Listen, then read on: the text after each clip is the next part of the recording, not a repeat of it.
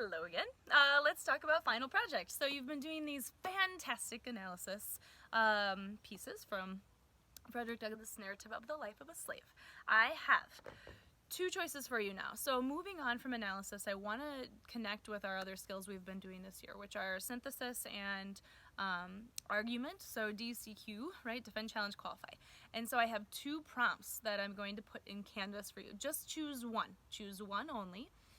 The synthesis one, remember that you're going to use a minimum of 3 sources. So here's what I did.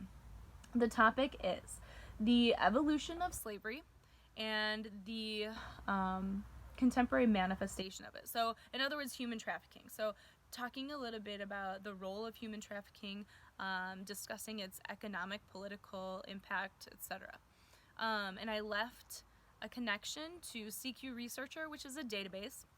If you click on the link I gave you, you might have to enter a login and a password, and that's MHS. I'll leave that in the notes too. In that document, you'll see on the side, right, it's broken down into different sections. And so each section will be a source. Remember that you only need to look at 3, right? You only need to really do 3 minimum. You can consider all of the sources, but you only need 3 to support your argument. So really it's kind of informative and talking about the impact of human trafficking and the evolution of slavery for that one. The other prompt is DCQ, so argumentative, and that prompt is going to be about the timelessness of Frederick Douglass's argument about freedom and slavery. And then, what does the modern reader have to gain from reading this text? So what I'd like you to do is, the argument is, again, the timelessness, but I also want you to connect to different texts that you've read throughout high school, and definitely one that we've read this year. So thinking about those connections and making them, make sure you bring in your own outside evidence and research. So please do that, that one in a regular DCQ manner. So you have options now about how you want to present this information. So it could be you can write an essay, totally fine, love that, write an essay, or you can do that with a partner if you want that essay. You could also do a discussion. So discussion can happen a couple different ways. You could do a video lecture like I've been doing, and you can just take me through your argument or your research.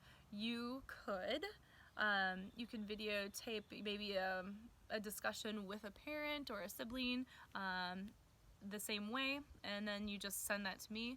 You can also create a small group, and in that small group you could do a Zoom or a WebEx and then just invite me. I can set that up for you if you have your small group, and then give me a date and time. I will send you an Outlook invite in your student email, and then I'll just attend your small discussion. So that one is, my schedule's pretty open, so I'd love to be invited to your small group discussions. Yeah, I think that's all the options. So, but if you have another idea, just let me know, and I'm totally open to your ideas too. So that'll be our final project for Narrative of the Life of a Slave, and then we'll do some review for your AP test. Even if you're not taking it, you can still do some review activities, and then we'll move on. I hope you're all doing well. Like I said, miss you all, and hopefully you're finding some time to relax and spend time with your families, or if you're working, thank you for working. All right, be well.